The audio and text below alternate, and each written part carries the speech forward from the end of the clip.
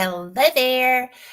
Welcome to Fate Mag Radio, the online voice of Fate Magazine. I am Kat Hobson, your host. And before we go a minute further, I want to tell you that I celebrate Christmas, so Merry Christmas from me. But whatever you celebrate, whatever matters to you, I hope that you have a beautiful season full of family and love. And if you don't have immediate family, I hope you have family, because I know that it's tough to be alone at this point in the year. I've been there. I have been far away from my family when just about everything happened. It makes it tough, right? But just know that everybody is loved.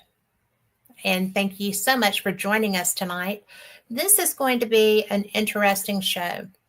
I have with me tonight Chris Houston. Chris is one of the most meticulous researchers I know. We have been doing our shows for about the same length of time. He is really, really good at what he does. I am going to go ahead and bring him on, and I will let him help me tell you a little bit more about himself. He is just brilliant. And without further ado, Chris Houston, come on here with me. Hey, guys.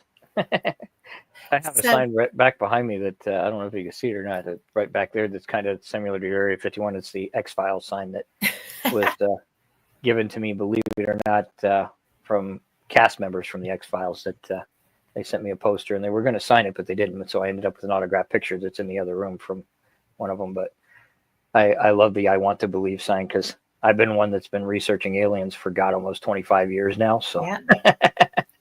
Well, Paranormal Truth and Reality, Hi Val, is one of my favorite shows. And, well, one of the things that I just love about you, and sometimes it makes me crazy because we're both very strong personalities, but is the fact that you don't present something that you haven't researched. Mm-hmm. And I appreciate that, because, there's so many times that people just go off half-cocked. And there's all the big brouhaha and bluster. And it's very tough to reel that back in once it's out. That's got a lot to do with media and TV, because even though you've been on a few shows, I've been on a few shows, and we know a lot of the cast from a lot of these shows. We also know that most of these people are kind of more, how do you put that politely, more drama and actors and hearsay than they are really into the thick of things and actually working with governments and so forth. I mean, I've spent 35 years in research, at least 15 of those working as a contractor for the Department of Defense, the FBI, had the privilege of meeting the CIA director at one point, one of the CIA directors. And I can tell you a lot of what they tell you on TV is just absolute nonsense. If you were to actually do what these guys do, you would get arrested in a New York minute and disappear. It's just the way it is. You sign disclosure, 1,000 disclosures. Even what I tell you guys today, I'm very limited on what I tell you. I actually have a list of things sitting right here on my desk, because I'm told you can say this, you can say this, you can say this, you can't say this, you can't say this, you can't say this. If you do, you're going to get arrested and we'll shut you down. I would hate to lose your show, Chris. Don't do that. But hey, Jeremy York. But it's really interesting, because this whole pay no attention to the man behind the curtain. It's a lot of I worked with military people from a different side. I worked for a company. I was the management for a company that did esprit de corps items. So I would be talking to different people who were still in the hierarchy, but they were the purchasing power, getting, the coins designed and stuff like that. But, which, by the way, I do have a unit coin.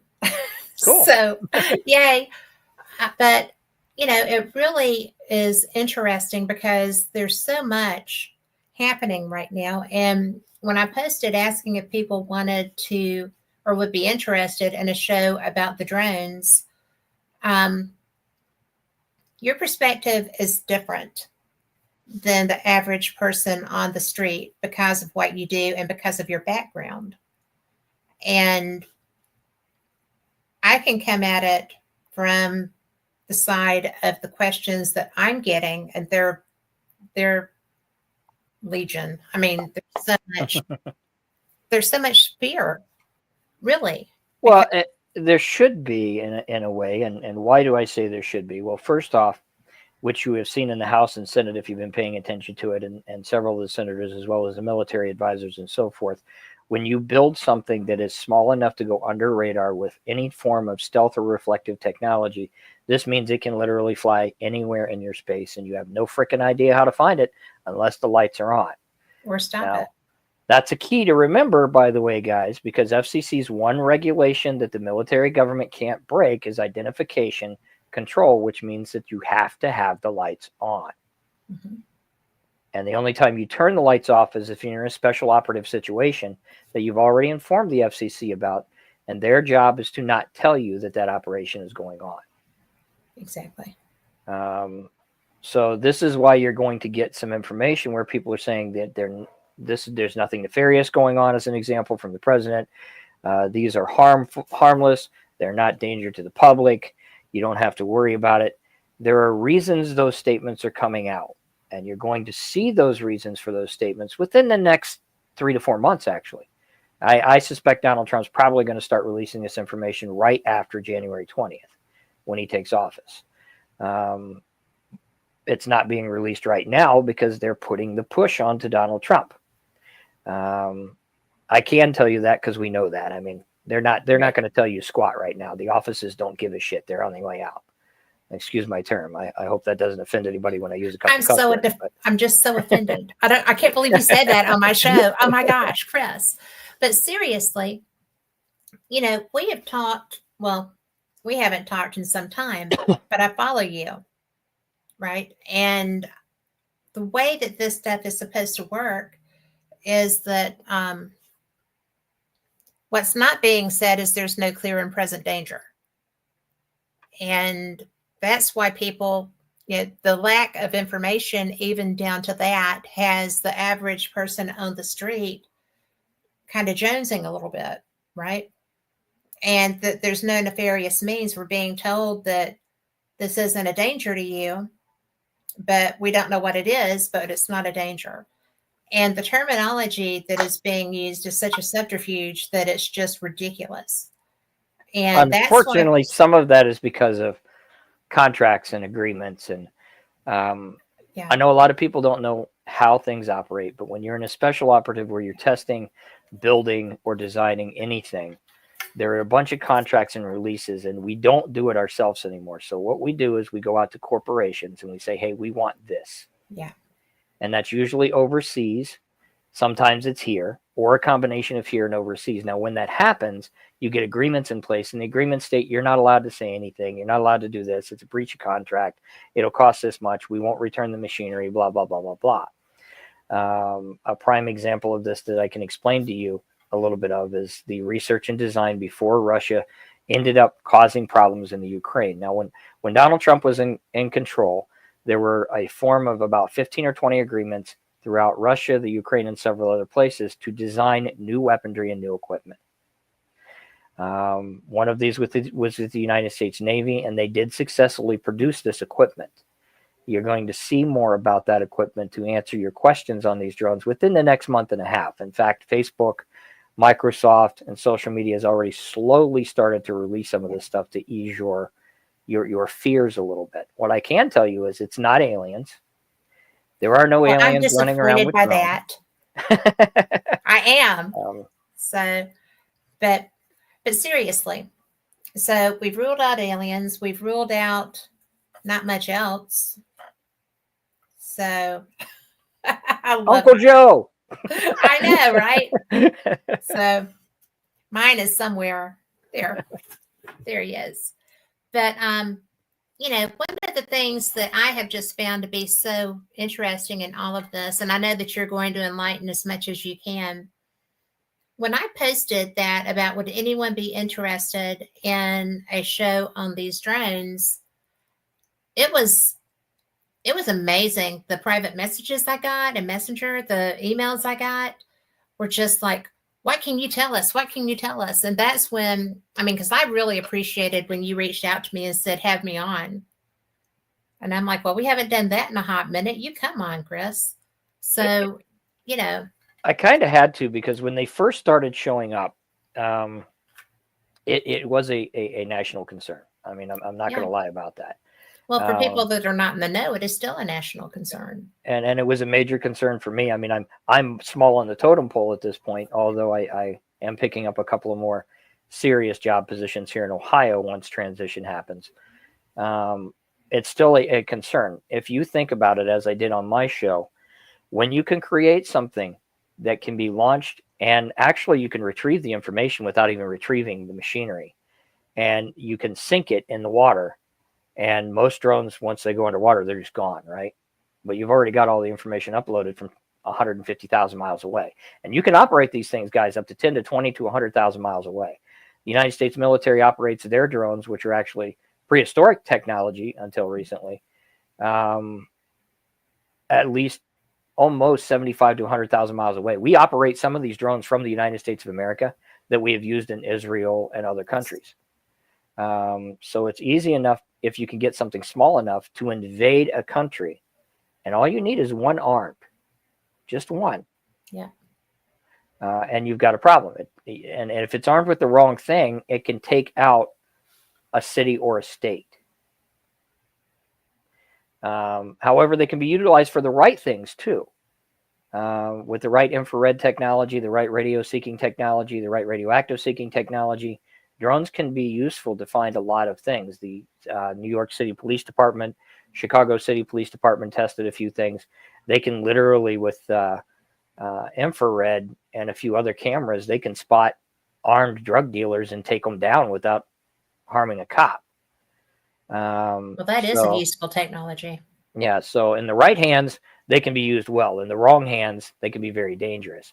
And it's also a scary thing. I mean, from my end, Skynet could very well be a real thing if you take AI and put it in control of all the drones. Yes, and everybody thinks it's such a great idea to do that. I mean, it's like, oh, look, AI can do all these things. Well, they can do a lot more than what we're being told. And if you've ever watched those movies, I mean, that's not beyond the realm of possibility, because AI, what was it? I heard 10 years, if 10 years, would be autonomous.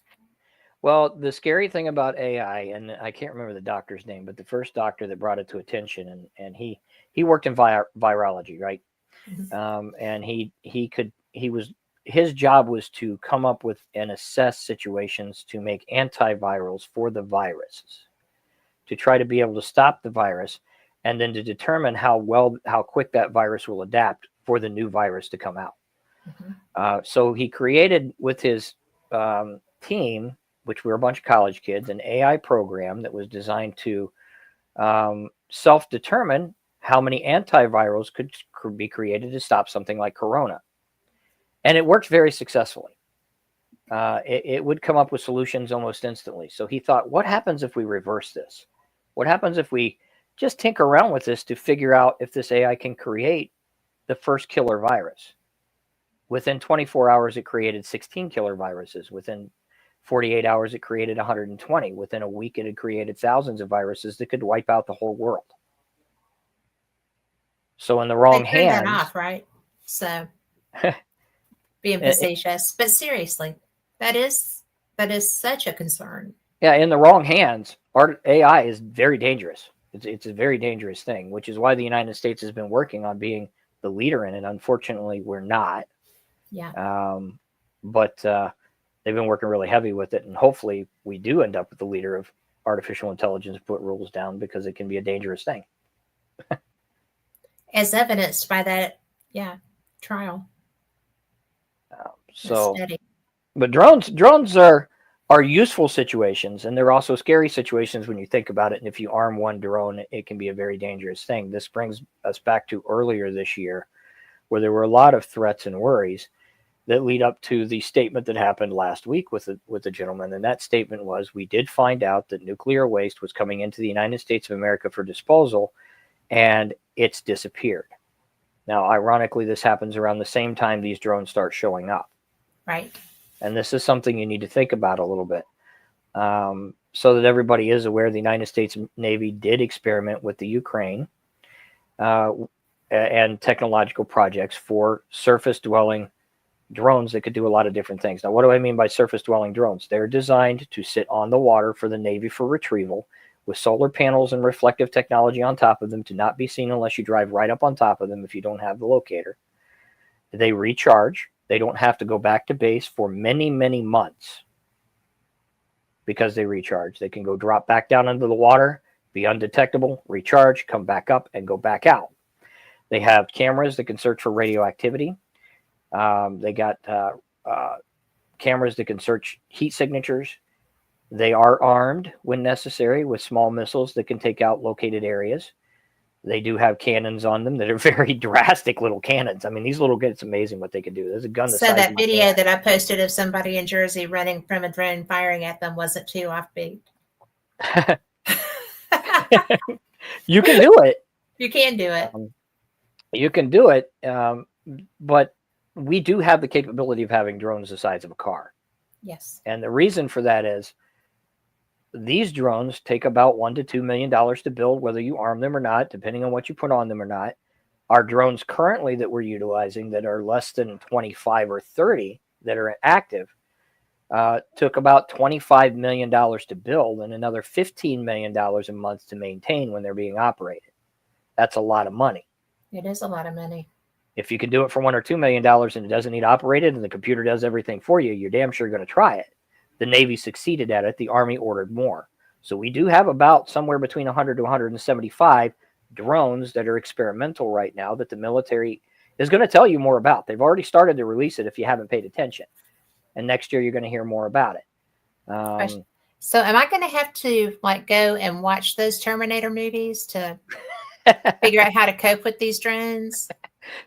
It's a limited computer programming technology. So although it's artificially programmed, it's designed and programmed to do one specific purpose when they're out there. So other than flying in Unity and separating in Unity and doing their job, they can't think on their own at this point. Hopefully that doesn't change. The AI programming can.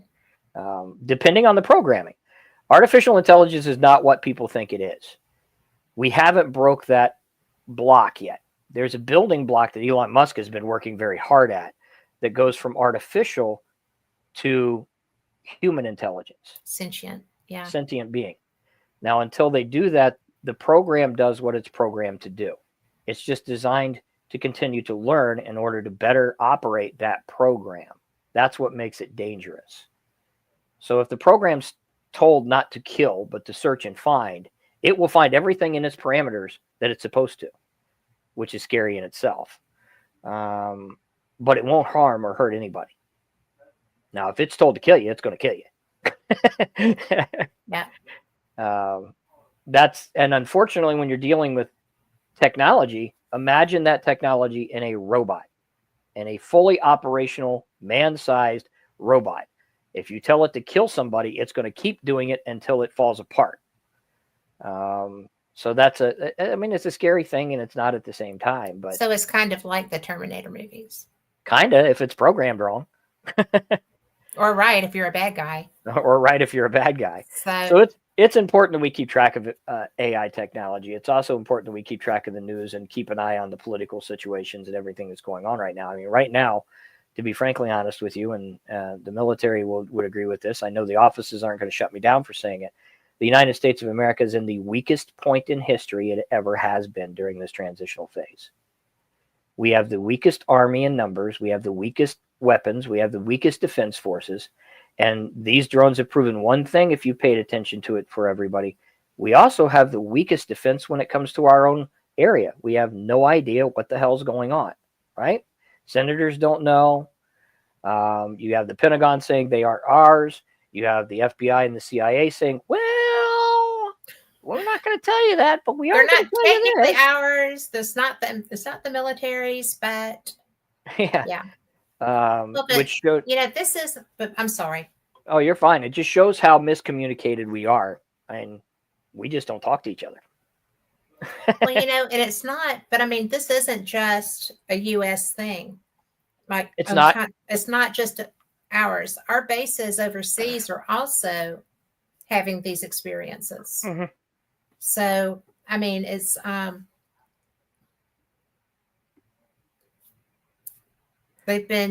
they're scrambling what are they? 15s, the F-15Es. Anyway, out of You have Lake and joint Heath. efforts working with multiple governments right now in order Yeah, Lake to. and Heath, Mildenhall, Belwell, Fairford, I think it is. 4 There should be. bases in the UK that There are, should be two countries, if not three countries, working together right now. I don't know if the third one's yeah. jumped in yet or not. But it's just so weird because, but it's our bases, Well, there's the reason behind that, though I can't tell you. right? But the key thing you have to remember here is the government does know more than they're telling you, yes. But that is because it's an ongoing effort and a joint effort between multiple people to search and locate and find the exact situation that's going on right now for the safety of everybody involved. So it wouldn't necessarily be for plausible deniability. No, at this point, it's not. Even though you could use plausible, the plausible deniability factor in here is there are just certain things, as terrible as it seems in the government eyes, there are certain things that the public just shouldn't know until we know more or we have control of any situation. And there's reasoning behind that. If I were to tell you tomorrow that a virus is uncontrollable and out on your streets, then you panic.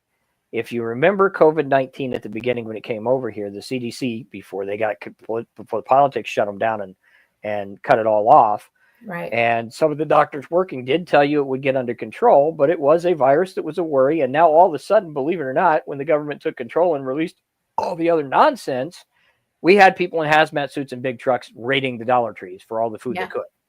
Yeah. Now imagine if we had something worse than that could happen, but probably won't.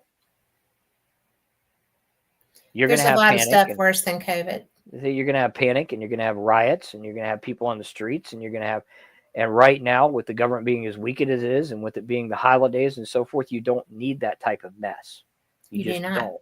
Well, you don't need it even when you're strong and capable. Exactly. Does the void in leadership, I mean, how is that?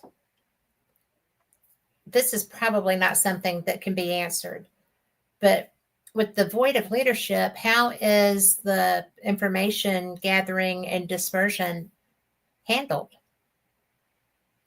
When you transition from one president to another, the presidential office is supposed to handle most communications and then share that communications during the last 3 weeks of the transitional process. So in early January, from January 1st to January 20th, the presidential offices, along with the military staff and so forth, they're supposed to exchange that information with Donald Trump and J.D. Vance when they come in. Until then, they're in full control of what they can release and what they can't release. Is it a concern that some things may not be released? Well, that's why Donald Trump had a press conference and was informed by the military ahead of time that he can't comment on. Yes, it's going to be a concern. I mean, you're talking about two offices that hate each other for the past how many years? That have proven they don't communicate and don't want to communicate in a situation where it's necessary for you to most definitely communicate. Because this is not just our concern, it's a concern with at least one, if not two nations, while we already have two other nations in control of massive power in the middle of a war. Yeah. So, I don't think it's going to be as big of a deal as it could be, but I mean, Joe Biden's office could be a pain in the ass too. And if they are, then the Joe Biden's office is based on who the administrator is. Is who's making those decisions, right? The administrator and then several key staff members that are usually in conglomeration with military that knows what's going on and whatever they're exchanging with the president. Unfortunately, Joe Biden hasn't exactly been the best president in the whole world, so a lot of that exchange just simply didn't happen. Is For there a one method? reason or another. Is there a method in place when the commander in chief is cognitively disengaged? Is The there? first steps in any president that you believe is disengageable is to get medical confirmation at that point before the vice president takes control, and then it's announced to the nation at that point if he doesn't resign. And even if he does resign, sometimes the questions are answered because the House and Senate want to know about it. Is you have your vice president and military advisors basically take control of the government at that point. And then they control it until somebody is assigned. Usually that's a vice president to control those situations. So in the case of something like a military emergency or a state of emergency, then you're going to have mostly your generals in control of everything, believe it or not, behind the scenes, because they're the only ones that know. And they're going to be exchanging information with the cabinet and the vice president. And then the cabinet and the vice president are going to be making most of those decisions at that point in time until a new president is assigned. Is that something that's a high likelihood? Anytime that has it ever happened in the U.S.? Technically, when Eisenhower got sick. Yeah. Okay. Is it a possibility now? It's a very slim window. It's a very, very slim window. And right now, most of the military is supporting and backing Donald J. Trump.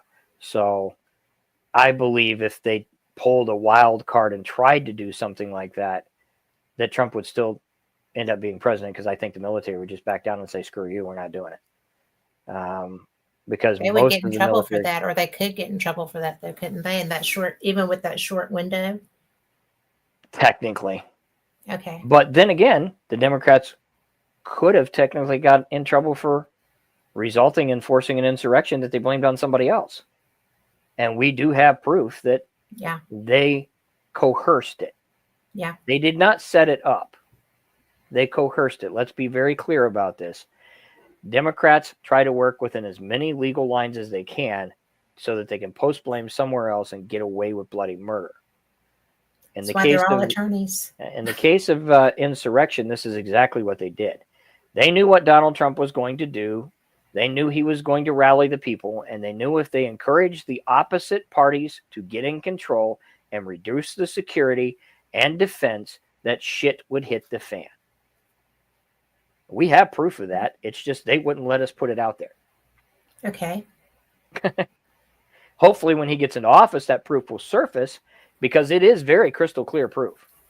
I'm pretty sure that's going to surface. I mean, it's very crystal clear proof.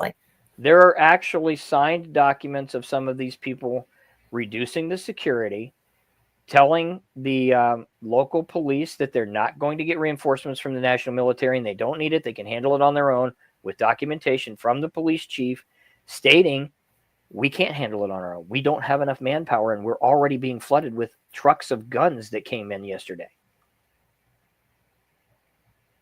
Well, that's reassuring. Yeah. And they covered it all up. And when it was mentioned in these trials, they cut it off very quickly. Yes, but the documentation is still there. The proof is still there. So hopefully most of that proof comes out and it gets surfaced, because most people in most of these offices know it's there. They know what's been going on. It's just, unfortunately, you either turn against your own government or you say, okay, well, there's nothing I can do about it. I have to support you anyway. That's the oath we take. Well, it is, but you don't follow blindly into insurrection. Well, in their case, and it was not the Republicans that started the insurrection. In their case, legally, there wasn't anything that you could do to just take up arms against them.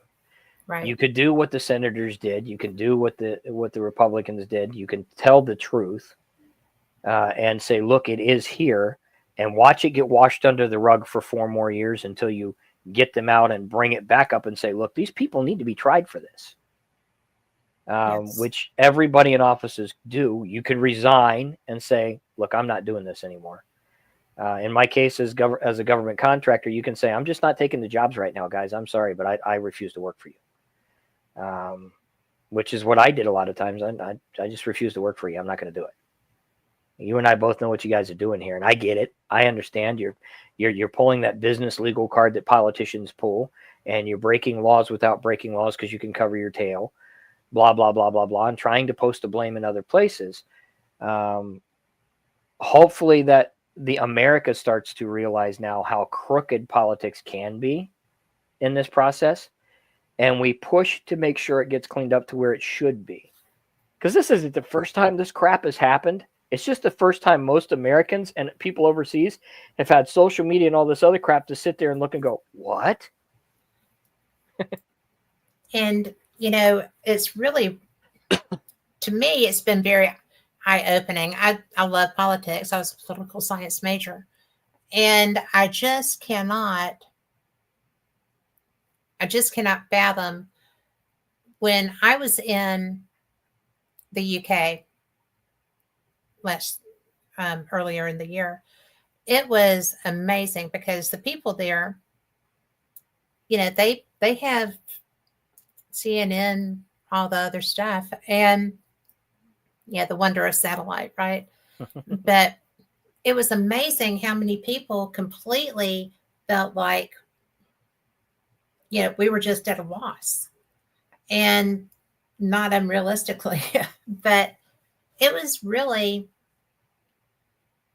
I don't know. I mean, the disinformation was done so very well. Uh-huh.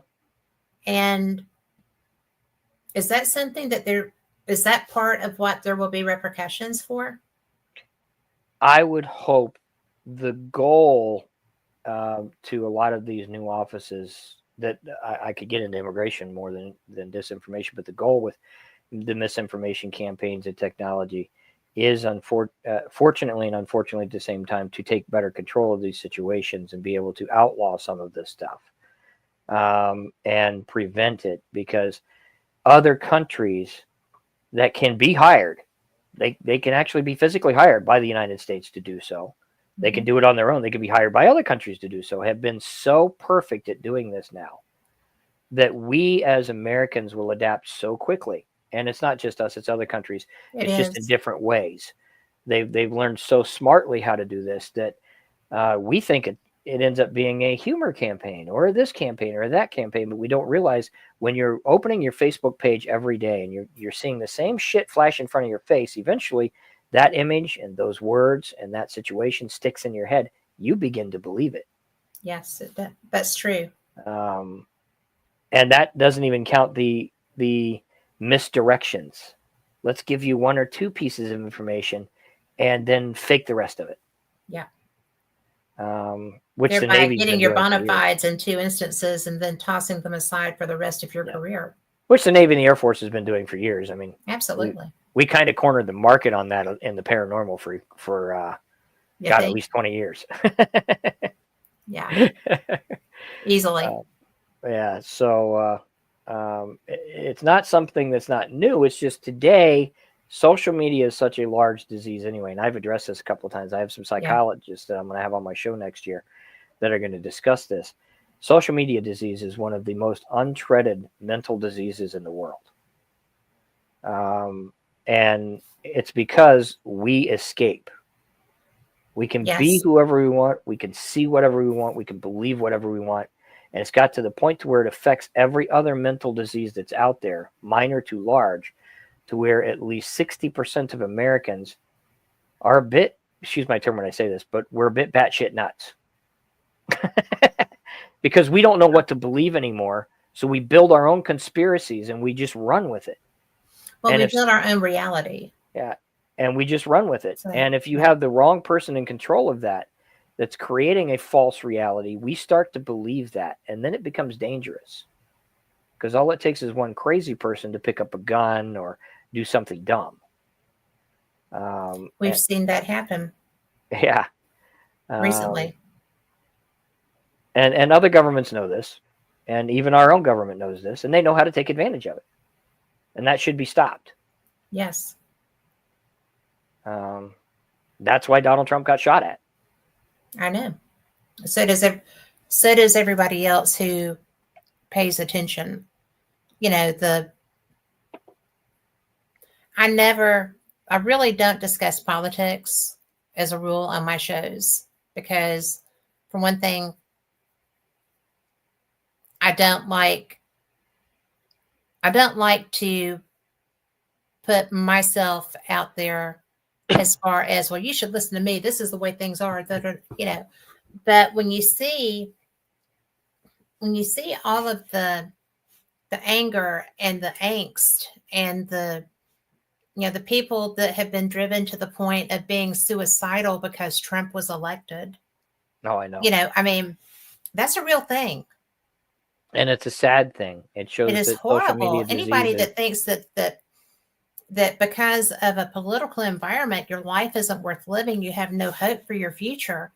We've had some terrible election processes. Oh, and we've had some terrible presidents. We no have matter had which terrible way you presidents, look at it. But of both parties, I mean, nobody has a jeopardy or has a monopoly on lunacy or just bad decision-making processes, but, or a lack of experience or so many other things that can create less than thrilling behaviors and decision-making processes. Well, and when you're looking at it, what we're discussing technically is not politics. I mean, you're noticing I'm not supporting or denying Donald Trump. I'm not supporting or denying Joe Biden.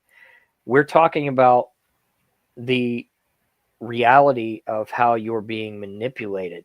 Yes. Not necessarily by the politicians, sometimes by the parties, sometimes not by the parties. A lot of times by the ideologues. A lot of times it's by foreign entities. Yes, believe it or not. The manipulation. That are manipulating the situation. And believe it or not, sometimes both sides, on whether you're Democrat or Republican, are lost in the dark, and you're getting involved in this and you're falling for it too. Yes. which is causing you to fight with this one and this one to fight with this one because of all the misinformation that somebody else fed online to destroy a country. And that's what you're talking about. These misinformation campaigns were designed to destroy the United States of America. They've been very effective. They have. As I said, some of these countries have really taken our original design and the Philippines' original designs and the Vietnamese' original designs, and they've combined them all together and created the perfect way to take down a government from inside without doing anything but spending $30 million. Yeah. All it takes is cash. Yep. $30 million and some idiot on a computer.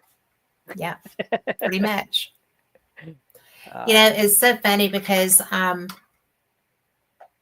when the balloon was first going over the country and all these people were like, oh my God, this is a blah, blah, blah, blah, blah, and it's China, and it's, and that's okay. That's fine. And I read a blog that said, I guess that's whatever $1 billion will get you is a free flyover. And I was like, well, I hadn't really looked at it that way, but okay. And that's one of the things that's out there. If you have people that are being compromised, is so weird. It's easy to compromise the United States of America. Let's take the Chinese balloon as an example. Okay. Most people don't understand that China owns 320,000 acres of land in the United States of America.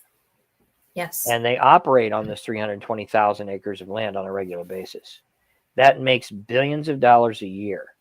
And it also goes out to billionaires in the United States that control some of these land accesses and control some of these flight paths and have things coming in and out every day. So how simple would it be to fly that balloon over top of situations like that and still be able to take pictures in other places? Well, some of those acres of land are less than 5 miles in that direction from a military base. Absolutely. And that's what several governors have been just up in arms about. and trying to limit that. And it seems to just keep getting tossed back over on that pile of stuff to handle later. And it really is an imperative thing to address. Money. That's why it gets tossed over there.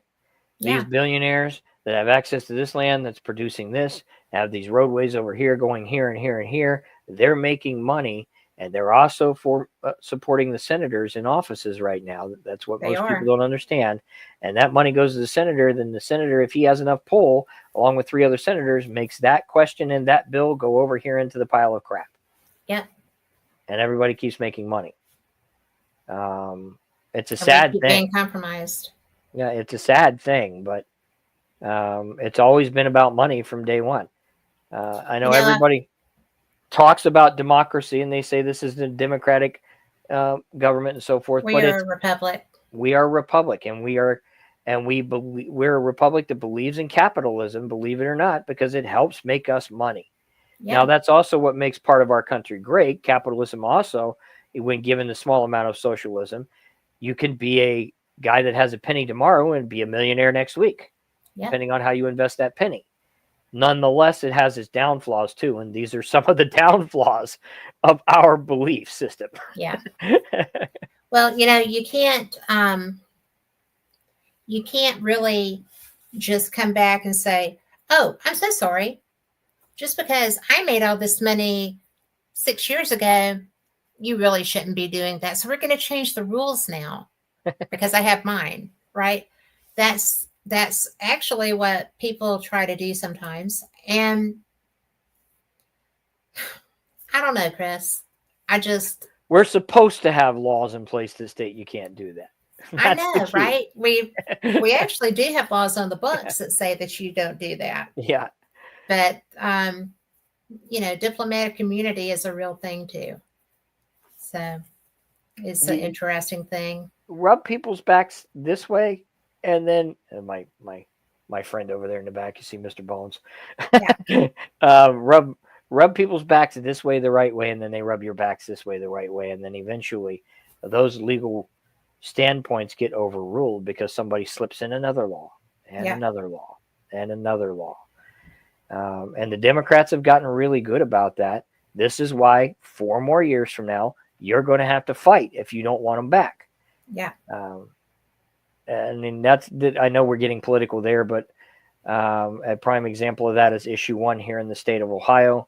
Issue 1 was addressed as supposedly being an abortion situation. It had nothing to do with abortion situation. It was about voter maps and putting a council together that we don't vote in, that's chosen by other Democrats to control our vote at the end of each election process. Nobody read it, and it passed. So it's going up. Oh, my. It's going on. And this is not the only state they did this in, guys. Just so you know, they put it under every gun policy and every abortion policy in every state. You need to pay attention. Now, we're taking it to the Supreme Court right now, and we're fighting it. The Supreme Court thinks that they're going to override it when Trump comes in and so forth. But nonetheless, this is a very serious situation because we've always been a red state. We always vote Republican. And now we're being told that if this law stands, it doesn't matter whether you vote Republican or not. If these 5 people chosen by Democrats at the time decide that it's not going to be a Republican state, it's just not going to be a Republican state. Tough shit. That is not constitutional. I agree. I mean, hello. Holy wow. And so does the Supreme Court. But there's this little legal thing that says you can put anything you want in a bill, and if the bill passes, if nobody objects to it, blah, blah, blah, blah, you can still do it. And unfortunately, that means even if it's unconstitutional, you can still do it. Just like Mr. Biden saying, yeah, my son broke 1 million laws that should still go to jail and shouldn't be pardoned, but I'm going to pardon them all off anyway. Yeah. The pardons are not for anything going, even for anything into the future. Yeah, and the pardons aren't designed to do that. Legally, he's technically not supposed to do that. Technicalities are the bane of my existence. They've been mine from time to time, too, because when you're searching for answers in the paranormal, those technicalities either A, get you in trouble, or B, get you told to shut up somewhere along the line, and it pisses you off. I get told to shut up. So, nicely. And Lori in chat said, always follow the money. Indeed. So What do you think? When do you think the drone information, such as can be, is going to be revealed? January, February, March. When we come into the, I'm going to add something else to that. I have been told by people who have had oh, abduction experiences that not everything in the sky is ours. Not everything in the sky is human. They are correct. And I've been told specifically the ones that wink out are questionable.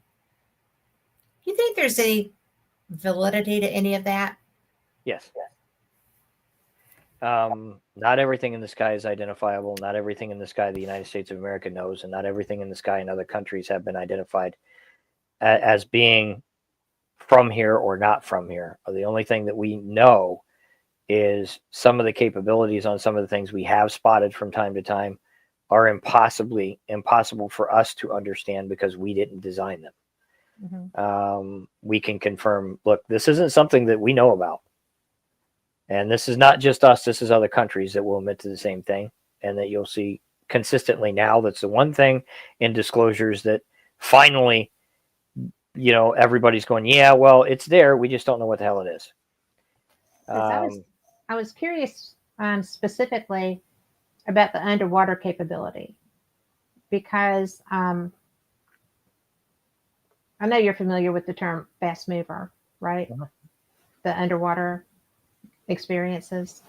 But given some of the other stuff, do you think those are all just ours? No. Okay.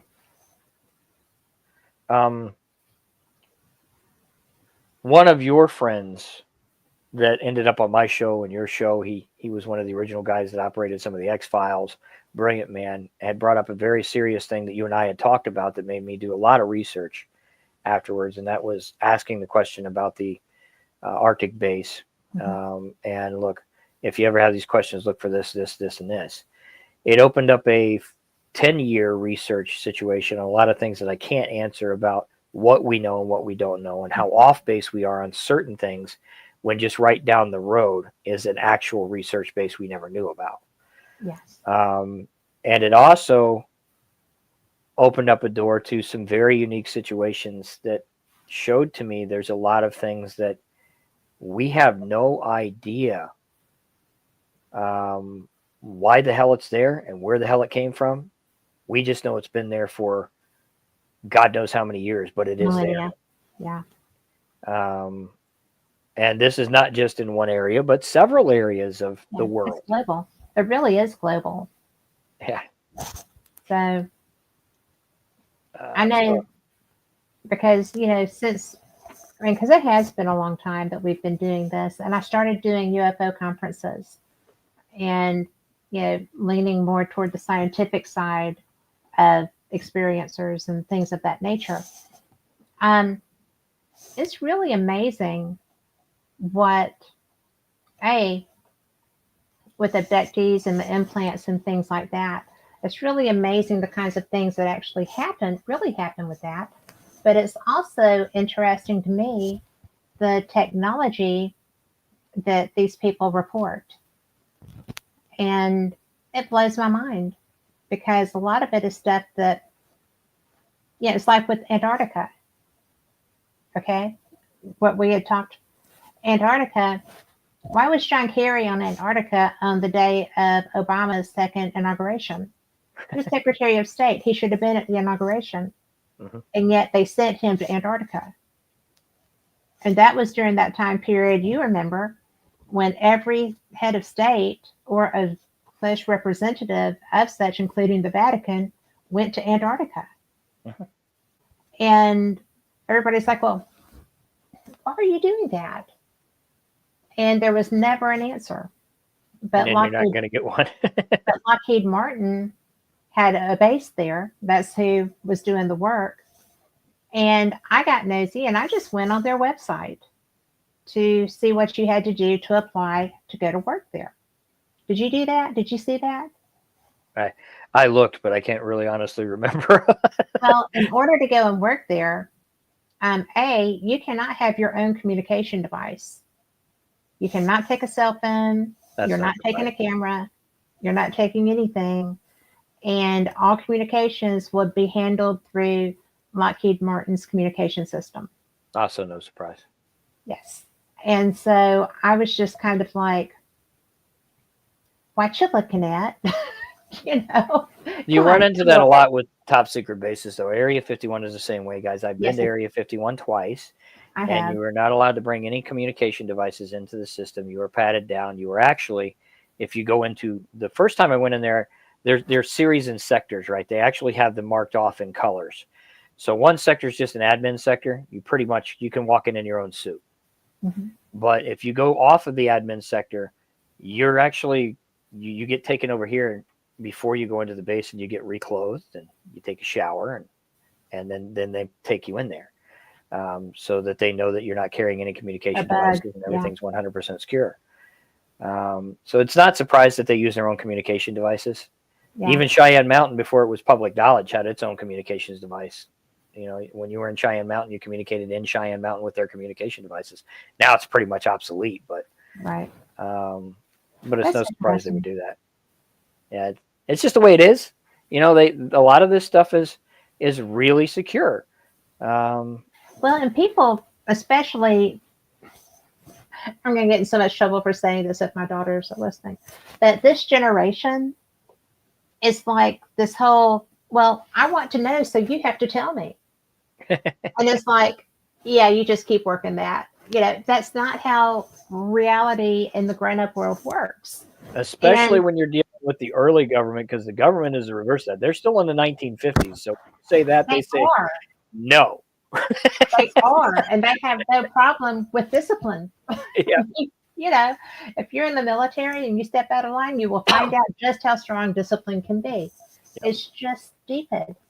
And not the discipline, but the attitude that comes with that causes it's like,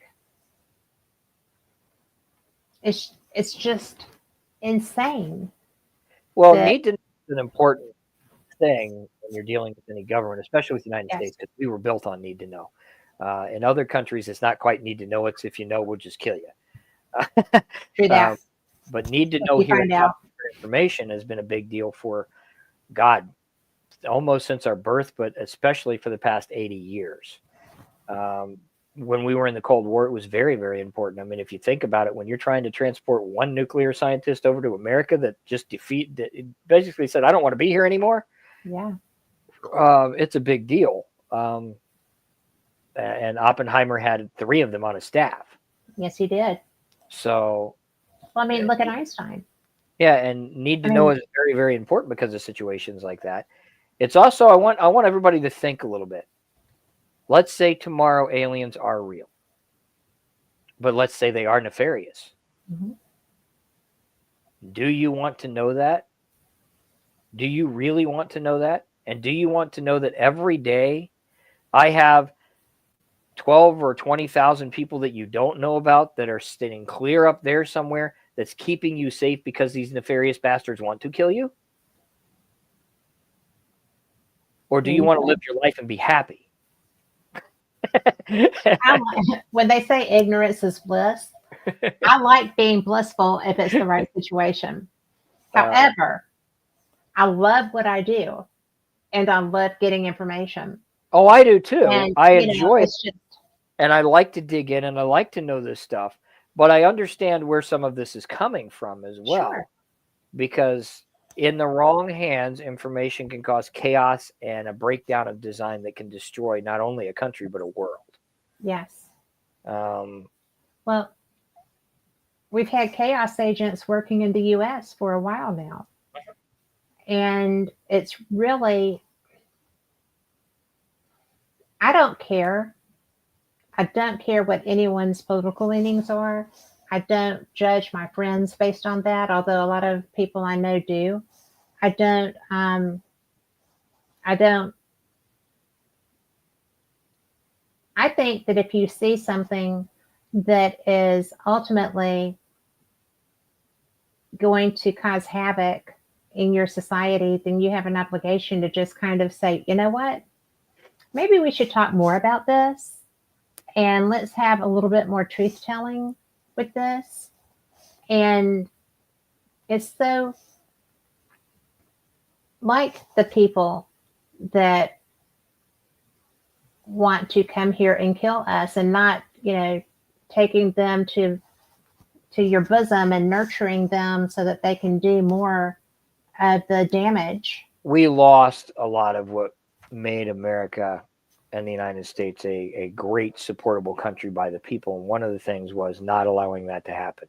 In the old days, misinformation campaigns were ran a very information campaigns. We didn't call them misinformation at that time. We called them information campaigns. Were designed a very specific way to support the United States of America. This is why the wives, when the husbands went overseas, were in airport creating bombs and creating planes. Everybody had no problem saying, oh, we're going to go to war. I'll go first. Because everything you read and everything you saw backed the fact that the United States was the good guy and this person was the bad guy. And though that may not be fully the case, it didn't matter to us because we wanted to believe we're the good guys. And we still do today. And there's nothing wrong with that. Unfortunately, that egoism is hurting too. We're told so often how horrible the U.S. is. I mean, we're greedy, we're mean, we're ugly, we hate everybody, we hate children. We would put children in the streets. Because that's what they're being told. I know. Their misinformation campaigns go against us because keep in mind, we were the first person to create the atomic bomb. I mean, the hydrogen bomb was designed by Germany, but we created the atomic bomb. We barely, but we were the first one to do it. Yeah. We were the first one to get to the moon. Barely, even though people want to say we didn't. You know what? I grew up with those astronauts. We did. We did.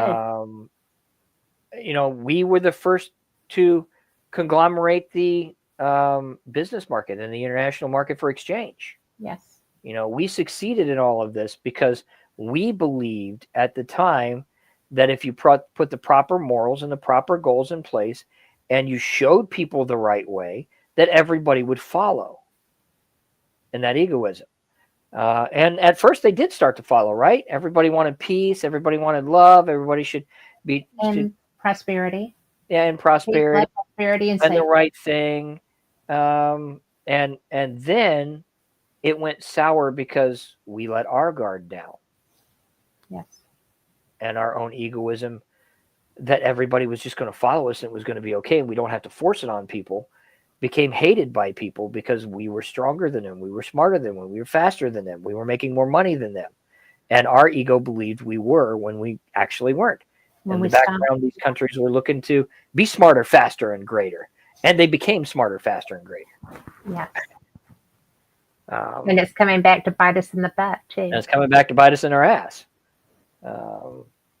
That's why I tell people a lot of times, everybody says, America is the greatest place in the world. And compared to a lot of places we are. We have the freedom to drive out whenever we want, get whatever we want, spend whatever we want, be whoever we want.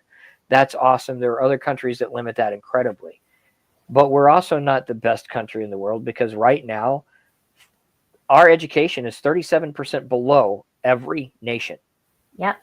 Our kids are dumber than a rock. And that's just one example. Well, it's because even with the television being used as a babysitter, it's not Sesame Street and the electric company anymore. It's stuff that just mind numbs them. Well, and when you have a more liberal idealistic system at the time, teaching people freedom of art and not education as an example, which up here they do, and the children should be able to make their own personal decisions and not enforcing education more, they become dumb.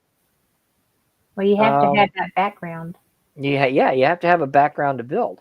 And you add that on top of the fact that we are 52%, a minimum of 52% higher in natural occurring disease and disability than the rest of the world, meaning we are sicker than every other nation in the world. Yep. as an example, we're not the greatest country in the world. We just have some advantages other people don't, and we believe in our country more than most people do. And there's nothing wrong with that. My patriotism will always be for the United States of America. I would die for it. Yeah. Will you sign that line? But we should also understand that we can improve on it and we can make it better. And at one point we were there. We were well into the acceptance phase before all this bullshit of everybody. I didn't care who you were. I'd still treat you as a human being until all of this racial nonsense and other crap surfaced again. There's just no need for all of that. Well, if you're creating all this hate and anger and misinformation. Yeah. Well, not all of that is misinformation. Because no, but all you have to do is poke the points. Yes. And misinformation in the right areas poking the points causes groups to form. And then the groups become more aggressive. And then you control the groups and you lead the groups in the right direction. And now you've caused a chaotic moment. Yes. And we saw that with Antifa and Black Lives Matter. Antifa was horrible. Yeah. Oh, Antifa was awful. Yes. Then what do they call it? The TLG, the transgender liberal group. And then the LLG, the lesbian liberal group, which most people don't know about. By the way, both of those groups are very highly dangerous. The TLG actually were creating bombs and arrested by the FBI in the past 3 years, just so you guys know. Oh, wow. I did not know that. Yeah. So there's a lot of things going on behind the scenes that most people don't know because they were concentrating on this ridiculous liberal war and anti-liberal war and the FBI is wrong and the CIA is wrong and blah, blah, blah, blah. But yeah, believe it or not, even though the FBI was weaponized in a lot of areas, they also defended your ass a lot of times. They took down the LLG. They took down the transgender liberal group. They took down several other groups that were basically planning to attack the shit out of us on soil. Interesting. I didn't know that. Yeah, it's their job. I read, and I didn't know that. It's their job. They just don't make it public knowledge a lot of times. And well, do you think that there is a way, because a lot of people feel, and sometimes I do too, that the genie is out of the box on all this, if you're not like me, I hate you. If you're not like me, then obviously you're against everything I stand for. If you're not like me, then I have to work and make you be like me because you can't possibly be happy and live a good life if you're not exactly like me. I think social media has painted it that way from all these campaigns. Well, and I think a lot of what I'm saying is, can that genie go back in the bottle? It's going to take a lot of years. But there was a question when you ask yourself that, when you do your research, ask yourself the same question as, did anybody ask that when we were dead set against Martin Luther King wanting, excuse my term when I say this, because it's terrible to say it, wanting Negroes to have rights? They said, could that genie ever go back in the box? Are people ever going to accept that? They did. We allowed them to have rights. When the first woman wanted the freedom of being able to choose instead of being treated like a secretary and a mom, everybody asked the same question. Then there were riots on the streets. There were. But we did accept it. And the genie went back in the box. And now I know women corporate advisors that make billions of dollars a year. As they should. As they should. Yes. So I think yes, but it's going to take everybody to understand the one thing that makes America different than most countries is we work through these issues. And eventually we start to register how wrong they are, no matter how right we thought they were in the first place. It's not that we were any better or any worse than anybody else. It's just the conglomeration understood that, maybe you really shouldn't go out burning crosses in front of these people's yards. They're not bad people. And maybe they should have the same rights we have. But before that, we're human too. And humans do bad things. We always have. Humans do terrible things to each other. And that is, you're right, it is historical. And I do want to say hi to Krista Cesare, who, yes, I got it right. But he said, what a great and appropriate discussion. And I feel like it is too. And this is not necessarily where I thought that this was going to go, but I'm loving every minute of it. And Raymond is welcome to chat too. And,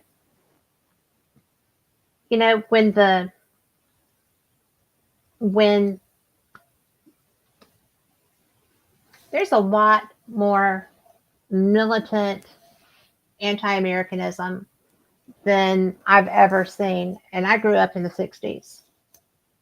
And, it's one of those things that, are we in a position where so much of our younger generation is so anti-American? Yes. I mean, it's a huge segment of the population. They don't care about America. They don't have. When I grew up, you were just taught, if we go to war tomorrow, will you enlist? And the answer was yes. Yeah. They True. don't care.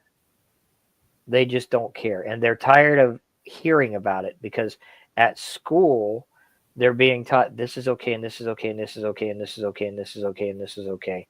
At home, they're being taught this is not okay. This is wrong.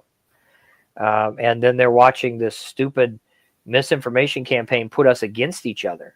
Yeah. And mom and dad gripe about this and gripe about that. So they don't know where to go, and they have no leader teaching them how to go. So they've just forgot about it all and say, screw it. And they don't really like patriotism, and they don't really like government, and they don't really like any of it, and they don't want to talk about it. And they sure don't like self-sacrifice. Nope. And they're lazy because we've built them that way. They're on their phone all day long, and they're playing video games all day long. And if America were to fall tomorrow, 90% of our children have no idea how to raise crops, survive, hunt, fish, and do the basics. All they know how to do is get on the phone and find out what happened. Which will be an interesting thing, especially if we have one of those pulses, right? Yeah. That's actually a good point, because nothing, unless you have an older relative that's going to teach you basic survival skills, the only choice people would have would be to depend on a government. Yet if we were in that situation, if there were no communication, which, I mean, I'm serious, a pulse can do that. There are no computers, no communications, as far as, I'm actually going to, my new show coming out is going to show you a little bit about that, by the way. We've been licensed to do so in Ohio. We're actually going to create a small EMP bomb, and we're going to set it off in a field. Now, this will only go a half a mile in every direction, but it shows you how simple it is to set one of these off. It also shows you how complicated it is, because you're talking about a $120 billion affair to get one that goes off that'll take out a whole nation. Nonetheless, you can still. This is what the concern is with the drones. Getting back onto the drones, to take out the United States of America, there's several key things that you would have to do. The first thing is you have to take out the transit routes, right? Mm-hmm. If we can't get anything, we don't survive. And then you have to take out the electric, the power, and the communications. Now, in the old days, that meant dropping people in. Only takes 2 people to take out the electric and power sources in every area. But the 2 people still have to be covert enough to get in, figure out how to get through it, set the bombs, set the systems off, and then we can come in, right? You don't have to do that with a drone. Nope. All you got to do is point, aim, and go. That's why people are so freaked out about these drones. And it should be a concern. In this case, it's not a concern, but it was addressed with the United States government. The FBI director, the ex-FBI director now, but he still did address that and say, hey, look, you need to address this. Several CIA advisors, several Department of Defense advisors addressed it in the Senate hearings, and they all said the same thing, and that is, regardless of whether these are harmful or not, now that it's been brought to the attention of the public, this is what you need to know, and this is what you do need to look at, and this is what we need to increase. What did they think was going to happen if you're over the Jersey Shore with 50 freaking drones? I mean, hello, you better believe that those people are going to come out their door and say something. Well, you know what surprises me? What? And maybe that's why, even though they say it's coming to Ohio, it never happened. How come there wasn't one of them damn hillbillies trying to shoot it down? I know. And what was so funny You didn't see them down here. What was And that? Somebody. I haven't seen one of them more report in Ohio. I've seen a couple of false reports, but I know why too, because if you fly over here, we got one of the largest militias in the whole United States, and I guarantee you, most of them are hillbillies, and they're going to start shooting. Well, one of the girls, there was a meme that was like, "You don't see them in Georgia because if we see one of those things, we're taking it down and stripping the copper." Yeah. I'm like, "Oh yeah, okay," but you know they are Jersey, New York, they are in Ohio, Pennsylvania, Massachusetts, Florida, California, and Virginia. They claim. They claim. There hasn't been a drone over Ohio. Okay, I'll take you at your word because I know you do your research and I trust you. There's been spottings of claimed drones, but we have all kinds of sizes of drones being used. Wright-Patterson Air Force Base launches their own drones on a regular They basis. shut down. That you know of. Well, it was reported, yeah. But it says they closed their airspace because they closed their airspace down. They also disseminated about 189 staff members because it's just not being used anymore. But there are still. Well, this was not for the whole day. This wasn't forever. That was just for the day of that. They actually did. They shut down a good percentage of the Air Force Base in the past 3 years, which is what I thought you were talking about. But yes, they shut down during this claim. They shut down for 2 days. Okay. And we were on high alert for 2 days here in Ohio because we were told they were coming here. Right. But then the high alert pretty much went bye-bye. Yeah, just went bye-bye because then we got some disclosures and we got a couple other things that said, hey, guys, this is what's going on. And just so you guys know, Wright-Patterson Air Force Base has experimental drone technology in it. And part of the reason Ohio is a high UFO sighting place is because we have a test facility in Mansfield. We have a test facility at Wright-Patterson Air Force Base. And we have another test facility I can't tell you about. And all of that is designed in aerial warfare. So it's not uncommon to go outside and look in your sky. And if you have clear stars, see these little lights going up and down and back and forth and flying against each other and thinking it's a UFO. It's just not uncommon. Well, I'll tell you that the drones lights turning off. Uh-huh. Why would that happen? To not alert something on the ground you're looking for? But they were already. I can actually say that. Okay. But I mean, because it was almost like they were responding to the people that were in the air with them, trying to ascertain what they were. To an extent, you can do that. And that as long as the FCC knows roughly where you are is fine. The other thing you have to think about is, let's look at it this way. Let's say I have a high target. Let's say I know there is a big drug deal going on in this small area with some highly aggressive drug lords. And it's right in the center of your town. And you don't know what's going on. And I want to shut it down, right? And I can spot this to see if it's going to be a danger with a drone. But they can also see me. Now, if I shut those lights down, they can't see me and I can still see them. And I can keep track of things and I'll be able to secure the area and know where to cut off and where you can go and so forth. So there's scenario one. Scenario two is if I'm looking for something highly sensitive and you see the drone and you can't explain it, like we've noticed, and I think if the military is involved, they should have thought this one through. It was a really dumbass move. The public is going to react, right? Yes. And if I'm looking for something highly sensitive in that process and you spot me, then the thing I'm looking for may spot me too. So I have to shut down immediately. So you can't see me anymore.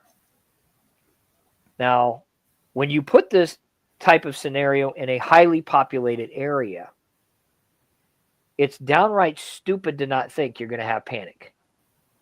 Yeah. So I think those issues, once you start realizing what truly is going on here, should be addressed. And I think the Senate and the House and the senators know that. I think they are going to address it. They've already started. But if that kind of plays the scenarios out to you, why would you do that? Well, when I'm looking for something, I don't want it looking for me. No. And if you spot it before I spot it, then it could cause a problem. If you spot me before I spot it, it could cause a problem. So the best way to do it at that point is to just shut down. Just go dark. Now nobody can see me. Well, that's something that I was so curious about too, because there were reports that there were choppers or some aerial craft in the air with these, and they hit it with a light, and their lights went out. Not and the drone lights went out. And I was like, well, okay, but if you were hitting it with a light, could you not still see it? And depends on the reflective technology. Okay. We literally have. You would still see a dark spot.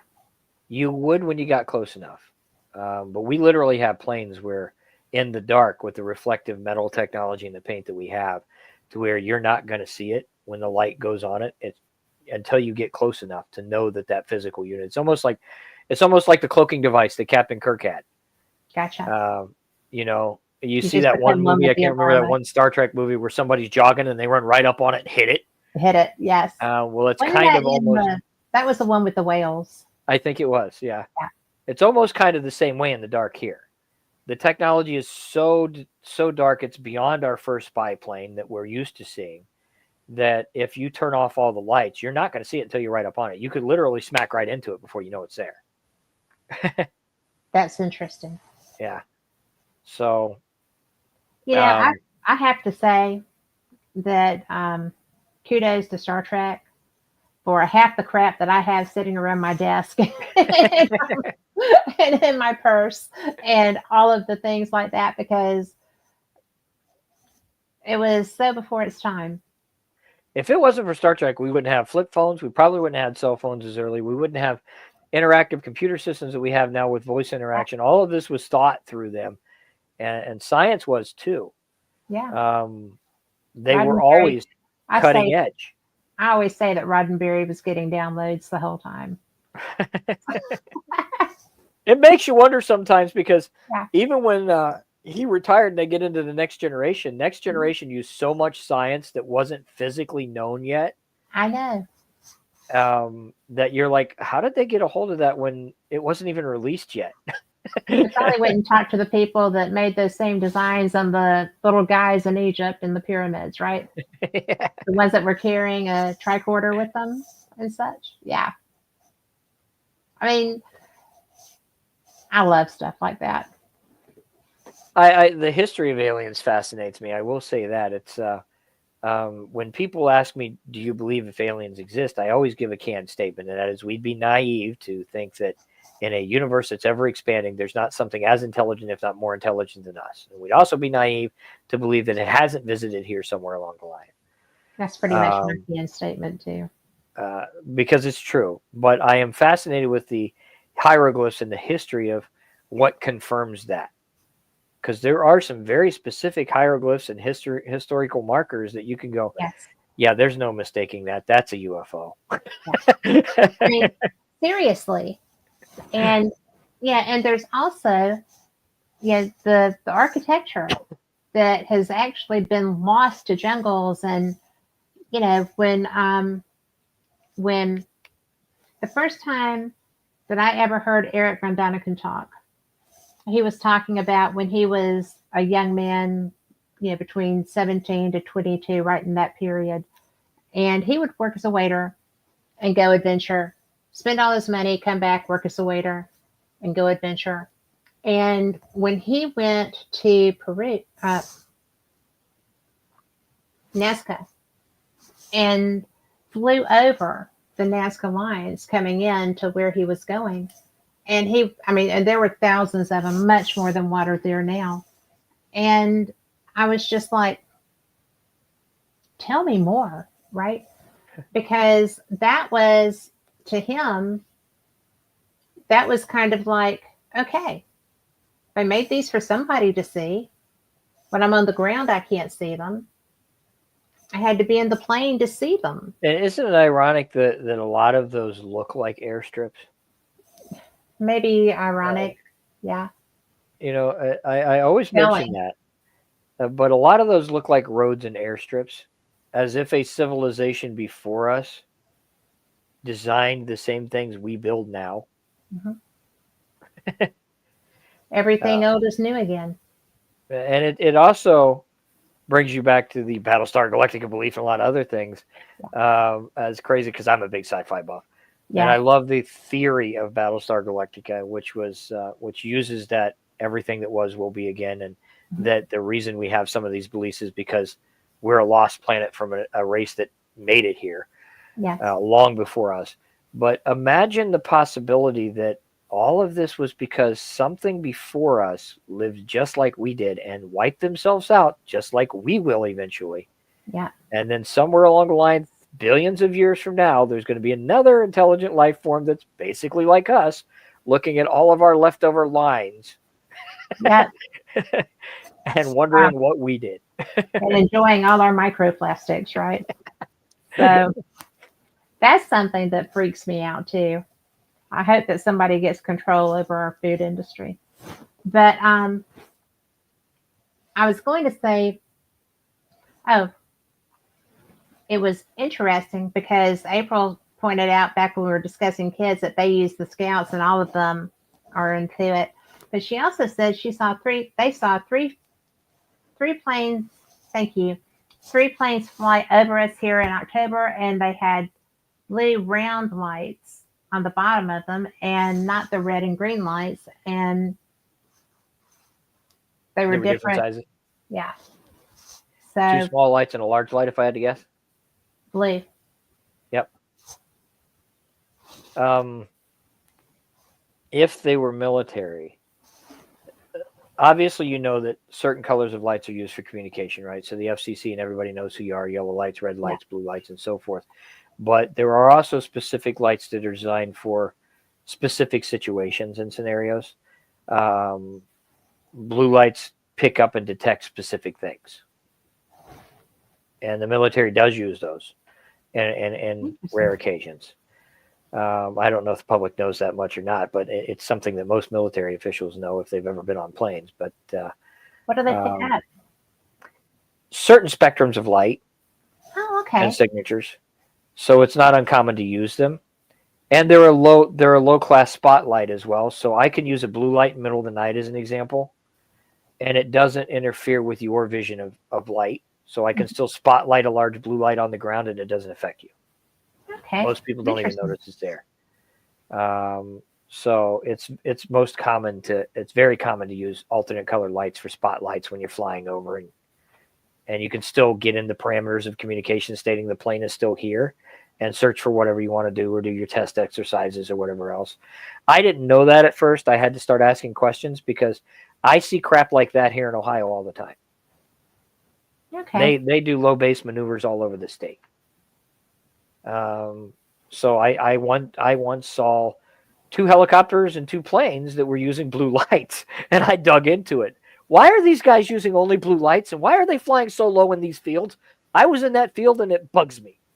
I need to know. Yes. Yeah, and it took months to figure it out, and I finally had a military advisor go, okay, Chris, this is why. Okay. I'm like, well, that makes sense. That's all I wanted to know. Thanks. Let it go. Sometimes all you need is just that little, Yeah. you know, because I'll see stuff. Because you know me, I'm going to go ask, right? And I was doing something one day, and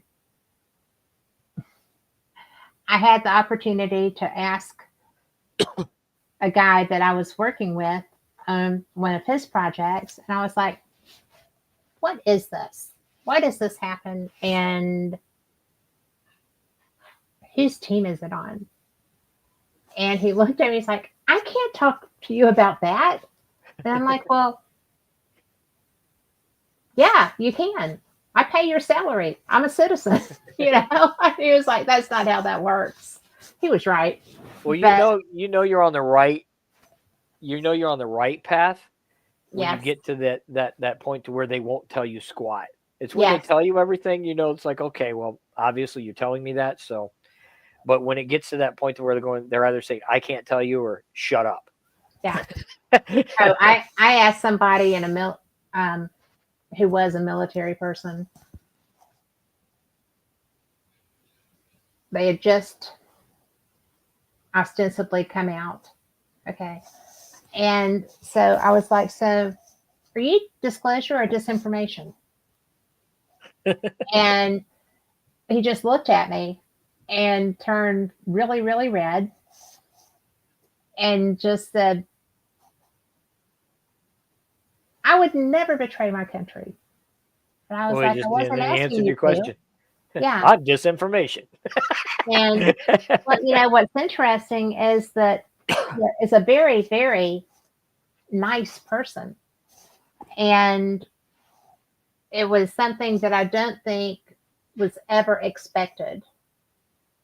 Right? That was not a question he ever expected. And I asked in public. It's a valid question, though, It was a especially if valid you're in question. public eye, if you've been on Yeah. TV, if you go to these conferences. Yep. Look, are you this or that? Now, you're Yeah. not allowed to answer that information No. unless you're a wackadoo that we use. And there are a Yeah. few wackadoos that have been fed disinformation from other people. Yes. But most of the time, you're going to get that canned statement. You're going to get, I would never betray my government or my people. Yeah.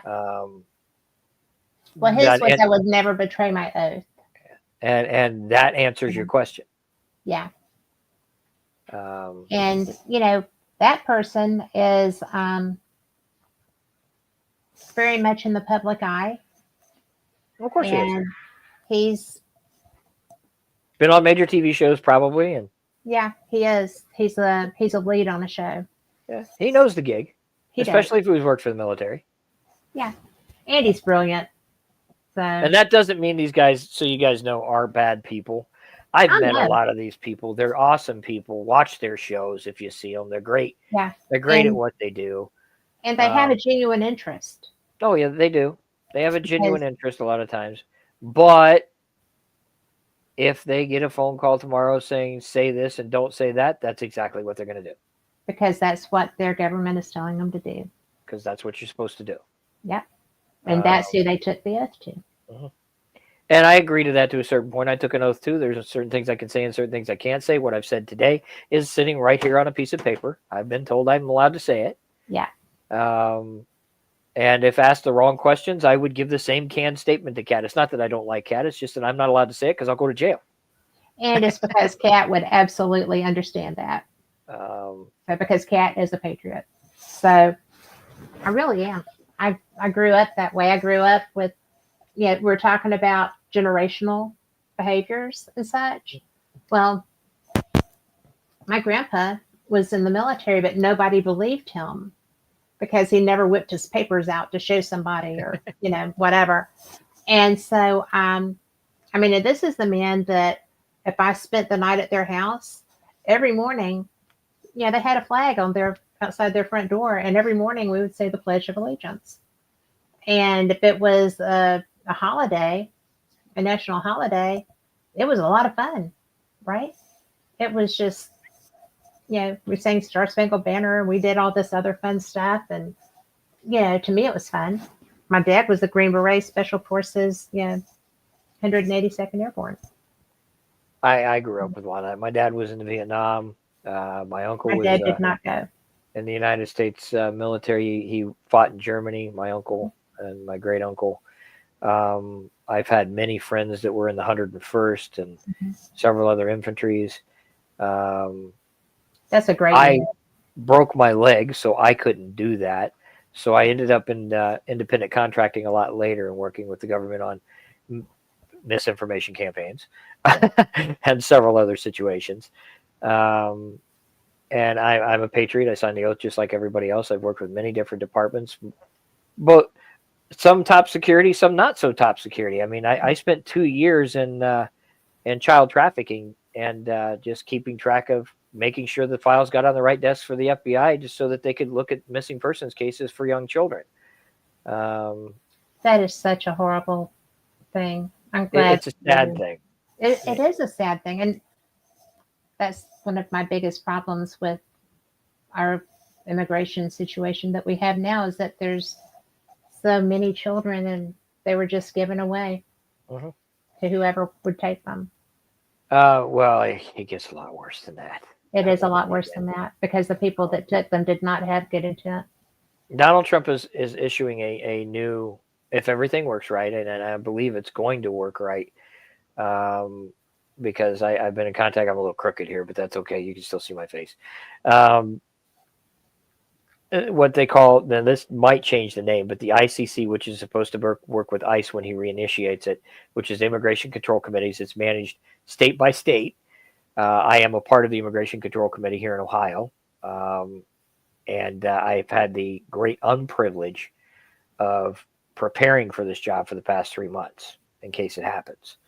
And now it's not just me. I'm not in a massive role. You're not going to see Chris on a bunch of politic blah, blah, blah, blah, blahs with the suit and all this other stuff. I'm one of many people that are going to be in these departments. Our job is basically to be the decision makers for ICE so that they don't look like the bad guys, right? You have to have a social services department for everybody, correct? Right. So I had the privilege of going into some of these camps in Ohio, and there's a lot more than people think.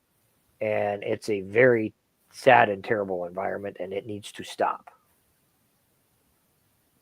Farmers are getting. We have 20, 30,000 immigrants in the state of Ohio I wasn't aware of.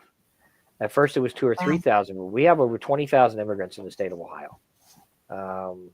And they're taking over city blocks. They're taking over farm fields. They're taking over massive areas.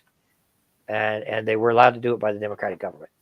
Some of them have built houses on land and just declared it their land. Believe it or not. Funded by the Democratic government. Is that... Go ahead. Oh, no, you're fine. You can ask any questions. It's just when I started to get into it and started to realize this and visited some of these areas, I was like, this is a big deal. It is a big deal. Because these people are basically doing what they want on our land.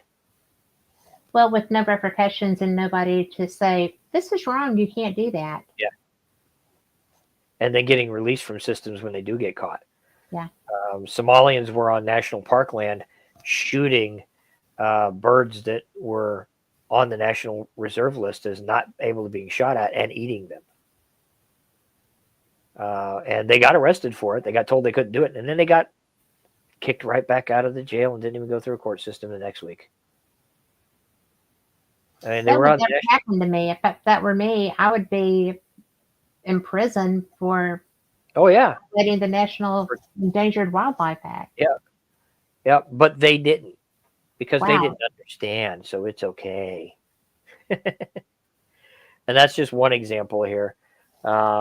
It's just there are some immigrants that deserve to be here and they want to be here, and there's a bunch of them that just took advantage of that free border system and they came in, and then New York shipped them over here, and another state shipped them over here and over here, and now states like us are flooded with people that we don't want and that don't have a right to be there.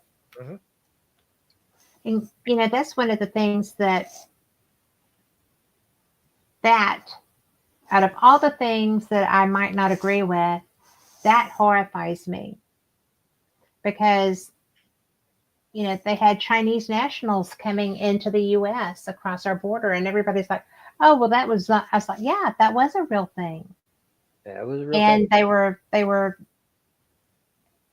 they were not young men, but they were obviously incredibly fit, and women. And, primarily men, but they had just been hiking from Central America to get here and looked like that.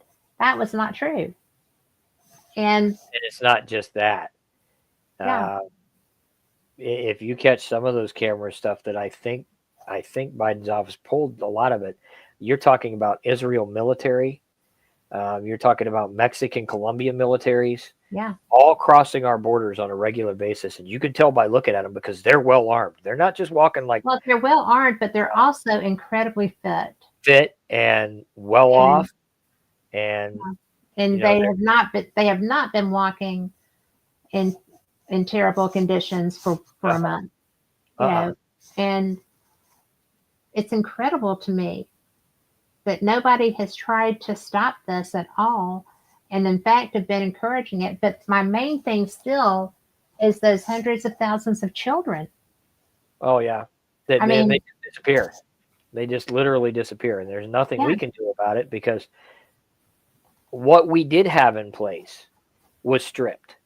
yeah, So at least when you were checking in the right channels, it may look terrible because yes, in the integration and interrogation area, there were caged areas where you had to sit for 24 hours, and it looks awful, but it really a lot wasn't that of these awful. are bad, but it's yeah, Most of these people actually got shipped off to real hotel rooms and real housing and real everything within a very short period in time. When you take most of that away and just say, sure, come on over, then you have a bunch of young children and women, especially young children that are women, that get advantage taking care of them, and then they just disappear. And yeah, we get blamed for yeah. it in the long run. And trafficking is so real. I mean, it's it's really before this. Okay, before all of this started happening on our Gulf Coast, there were people that were being trafficked. And it was something that I became aware of just by inadvertently seeing a situation. And I was just so blown away. Uh-huh. And so now, when you know, you have kids still come, they're unaccompanied. Most people don't understand, and I learned this when I was actually there. Now this number has lowered, but because it's been at least 11 years since I've been a part of that. But at one point 11 years ago, 27% of missing children in the United States of America is because of illegal child trafficking. That means that 27% of the children that disappeared did not disappear on their own accord. They were abducted and used in child trafficking situations here in the United States. That's a scary thing. It is a scary thing. And, people talk all the time. You can't go into, like in Vegas, in the restrooms of the women's rooms. It's if you need help, and it's in several languages, if you need help, there are people to help you. Mhm. And, there's all these ways to communicate that. And, you know, women share those, like the hand signs and stuff, because sadly it's the younger females that seem to have that happen. But I just am so astounded that I've got a soapbox under my feet. I'll step off of it now. but Well, it's it's a major, it's a serious situation that most people well, aren't aware of. it's shocking. It's shocking that here in this country, where people came seeking a better life, that these women and children of both genders, you know, were just let in and just given to people Mhm. that had nefarious intent. And And the nobody tried to stop that. and some of those people are here in the United States of America, and they're actually United States citizens. Yes. Yes. And it's a terrible and awful thing to think about. Well, that's why I tell people, we aren't the perfect country, no matter how No much we place is try. perfect. No place is perfect. We do have our flaws, and one of our flaws is the rich love to get away with bloody murder. Um, and that should be looked into as well. I think it is now a little bit. I think people are starting to realize, even though you got to go through all the nonsense there, misinformation as well, that um, the rich in Hollywood and Beverly Hills and all these other places have a very bad underbelly. They just cover it up a lot better than most other countries. I would agree. And well, it's not just there. No. I mean, it's any place, any place. It doesn't matter where you are. There's always going to be an underbelly of society that, you can be rich, you can be beautiful, you can be whatever, but your inside can be rotted out too. Well, society has built us that way, and social media has built us that way. Yeah. It used to be when I started my career a long time ago that a human being, and this was a true fact, a human being would run across one serial killer within their lifetime and never know it. Do you know that's increased to the number 3 now? That every human being will run across 3 serial killers in their life and never know it. That's true Be mathematics. thankful they don't know it. That's a Wow, scary situation. that's incredible. Yeah, and if you think about that's not only scary, it also shows where our psyche has became because we're falling apart because we rely on social media and we rely on phones and we rely on technology and we rely on misinformation and it's driving us batshit nuts. It is. And speaking of, getting back to good things, but I wanted Melinda in chat is a friend of mine from Scotland. No, And so I this love is my Scotland, by friend. the way, Belinda. I think it's a wonderful country. I love Beautiful. it too. I got lost there for 2 years. Lucky you. The longest I've gotten to be there is a little around 3 weeks. So, but she's coming to the US hopefully this year. So Cool. we're going to get to hook up again. But, but I will say that I adore Scotland. I really do. I'm so lucky you for a couple of years. I could see that. But my husband, however, does not see a couple of years of us in Scotland. So there's that. But I think that Chris says that, it can be a scary world at times. And it's just so wild, really. I did not know that you lived in the US. Sorry, guys, sidetrack. but Chris said it can be a scary world at times, and darn right it can. And I am stunned by I'm going to run across 3 serial killers in my life. I probably know who one of them already was, but and I'm old. I'm sorry. You got me. I knew it. I knew it all along. But how on earth do you see this getting turned around? A lot of hard effort. The United States of America has to get their patriotism back.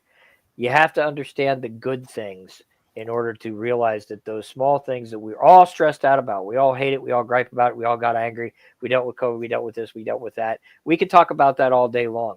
But how many of you people will talk about the patriotism involved in that? As an example, we spent over a year and a half in isolation, yet Americans still sung outside their doorways to each other.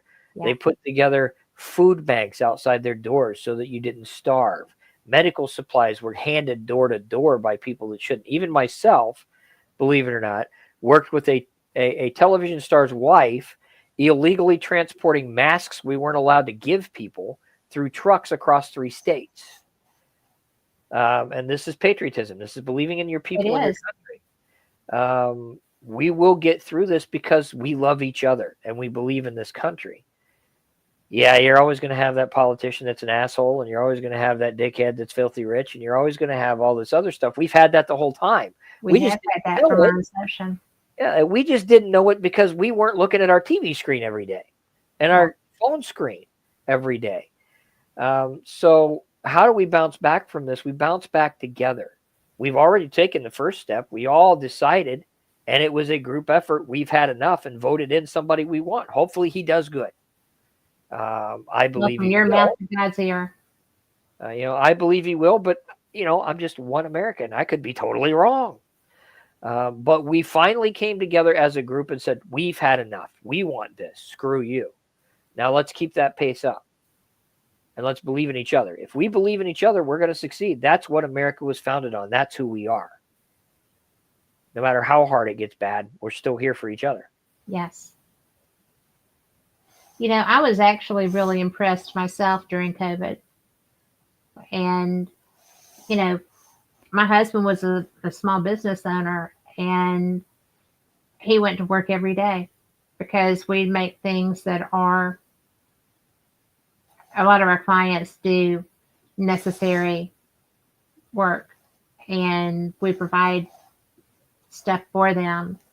And so he was, you know, I'm there not gonna lie. every day. I went broke. I Yeah. had 4 medical clinics. You can't get the doctors to come in. Of course, obviously, that's how all of this web doctor stuff got legal eventually. But I had to shut down all the clinics. I was out of work. I Oh, went to work wow. for the government for information on COVID-19 so that I could get a salary. Yeah. And I was making sure the proper emails here in Ohio, because we were leading the chase at the beginning, went to the doctor and went to DeWine and so forth, and got paid there eventually. And then I took all of my resources and put it into, look, if I'm not going to make a lot of money here and I'm going to be stuck at home, we got to figure out how to help people.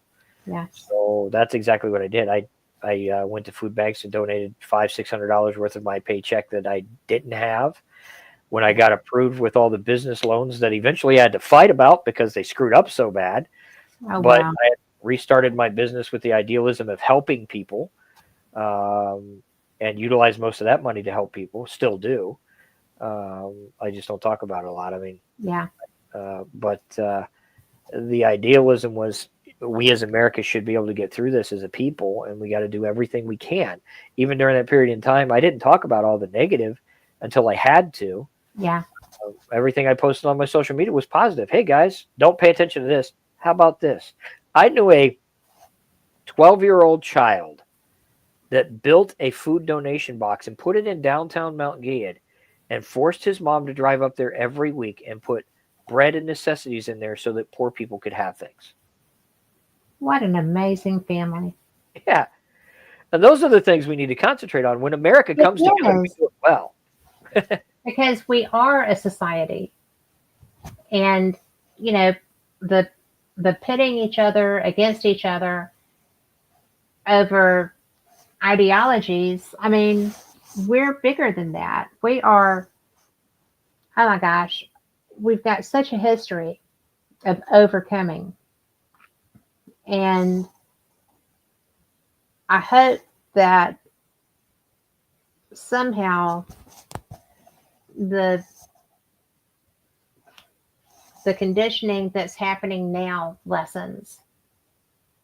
I think Because it's starting to. I think people are starting to realize that social media and artificial intelligence and misinformation has got to a point to where it can take down societies. I think the United States is a prime example of this. I would agree. And I think Americans in the United States are starting to realize this. The biggest problem with us as Americans is, again, that egoism. We feel we're unstoppable, so we're unstoppable. The Right. first time we learned we weren't unstoppable was September 11th. And now this is the next thing, which is even bigger, where we realized, hey, you know what? Maybe we need to take 3 steps back. We need to concentrate on ourselves. And we need to realize our idealisms are great, but if we can't defend those idealisms, then they don't matter to anything. We're going to fall anyway. I'm going to let you handle that question. Do I believe that the division of our country is by design? Yes, Yes. I do. In fact, I can prove that. Eisenhower put together a think tank, and one of the things, there were 175 things in this think tank, by the way, all kinds of scenarios, from aliens to what happens if poop takes over the world. But some of it was ridiculous. But one of those think tanks was how to take down a government through misinformation and technology, and the ability to do so very quickly and very easily. Ironically, about 72% of that, if you can get your hands on it, has been used in detail and worked. The only way that that can happen is if somebody designed that. The question is who and why. Now, it's very important in that process to understand from an intelligence standpoint that I can release to you from other channels is other governments have access to this stuff too, and they have also utilized things through Eisenhower's theory of bringing the most intelligent minds together and created an ability to do so way before now, and have done so, and were responsible for about 80 to 90% of the misinformation that destroyed us. Well, Melinda also said China's 100-year plan. Which ain't going to happen in 100 years now. It's going to happen in about 5 or 10. Yep. It's amazing when you hand the tools for your own destruction to somebody that really wants to do that. Yeah, and China's very adamant about it. Well, they're not hiding it. Z doesn't hide it at all. He tells you, and when he tells you, you better be ready, because he'll go on and address his whole nation and say, I'm going to do this to America. They can't do shit. That's why we can't see his broadcasts over there. It's not because China doesn't want us to see his broadcasts. It's because America doesn't allow you to watch them. Yes. And he does very clearly tell his government, this is what we're going to do, and we're going to do it in this period in time, and they can't do squat. And this shows you how powerful I am, so shut up and do what I say. Always nice to have that little, mechanism in your pocket, I guess. And sometimes when he does it, he's right. It happened right on key. Sometimes it's just blowing nonsense like every political leader. But sometimes when he says it, you're like, oh, you know what? He just said 3 weeks ago he was going to do this in this period in time, and we didn't pay attention to it, and it happened. Yeah, it seems like people should pay attention when he speaks. Oh, we should. It's just we have a lapsed government. For the past 4.5 years, we've had a lapsed government. A government that doesn't pay enough attention, a government that doesn't think these things are real, and a government that wants to line their pockets more than anything else. Yeah. Yeah, you got to wonder how somebody, goes to Washington and gets a, $200,000 a year salary and comes home with multi-millions and all the properties that ever wanted to be on the beaches and the golf courses and everything else. And yet they were working for us. Yeah. I missed that. But ironically, they're worth $30-40 million a year now or above. Yeah. And it kind of pisses me off, to be honest with you. $180,000 salary is what you're supposed to get, but your net worth in the first 2 years as a senator is $35 million. Yeah, go figure, right? Yeah. How exactly did you pull that off? Show me. And then you get a shut up. Yeah. Well, and my response to the shut up is still show me. Because, and I will say that one of the funniest things that I've seen, and I love politics. I love real politics when they're actually, working and doing and whatever. But one of the funniest things that I've seen in decades was when Biden said, and you shouldn't be doing stock trades when you're in the government. If you're in the House, if you're in the Senate, no stock trading, because we know exactly where that was directed. And it was just like, oh, you are still in there. Yeah. Because sometimes he never once mentioned and shut everybody up, but expected everybody to talk about Donald Trump's investments and his mistakes in charities. Never once mentioned that Joe Biden, guys, so that you know, has been a part of 2 of the largest real estate scams in America. And out of those real estate scams, he got a house. Yeah. That he didn't have to pay for. Yep. We've seen it a lot. So, Melinda says that communism is imminent, the elite and the poverty level, no more middle class. And I think that the middle class is trying to come back right now. I feel like, we're kind of middle class. In the United States, just so you guys know, every ism ends the same way. Socialism, communism, capitalism, it all ends the same way. No matter how hard you try to justify it, it all ends the same way. The rich are the rich and they control the poor. And that's global. And that's global, and it's always going to be that way no matter how you work at it. Now, and it has always been that way. What's the difference between America and other countries when it comes to this? Well, when it hits our doors, we will fight. Well, somewhere along the line, Americans will say, yeah, that ain't going to work for me, and I got a gun. Which is why everybody wants them. Which is why everybody wants them, and everybody wants the guns taken away immediately, because we will fight. And we have no problem with it. Yeah, that isn't what the Constitution says. I ain't good with that. I got a gun. Piss off. Yeah. Um, So, Mark Addy, hey you. But it's really amazing to me that things got so out of hand I'm with not our government. amazed. I'm not I mean, amazed with it. well, I If you was because I didn't think that it could happen in one term. if you study history, and this really honestly, you just saw it in one term. We've been in collapse for We have, many but I years. mean, the things that were Um, actually getting shoved. it shows how quick social media misinformation can be used now compared to the old days to Yes, cause yes, that collapse. But society shows you how there's only two ways a power can grow and die. The first way is you grow in that power and you have an idealism and you force it on people. And eventually the people get tired and fight back. yeah. The other one is your idealism is so just that you believe in it so strong that you get so high that you believe nobody can ever touch you because the idealism is right, and then you fall from it. We're in Yes. the second category. Our idealism, we believe, was so strong that it would never fall, and you just couldn't touch the United States of America, and we were wrong. Well, yes, yes. So, and now the good news is we didn't fall like the Roman Empire and all the other empires yet, so maybe we can change this now that we understand, you know what? Our ego, our idealism is right, but our egoism was wrong, and maybe we can just mop it up and clean it up now and come to an agreement that works. And just learn and Yeah, and learn let, from the mistake. yes. I mean, if you don't learn from them, you're going to keep making them. And we don't have Uh-huh. a lot more room to give on making them. No, and we're not the only country that needs to learn that lesson. If we go Absolutely not. if we go down this road, history repeats itself.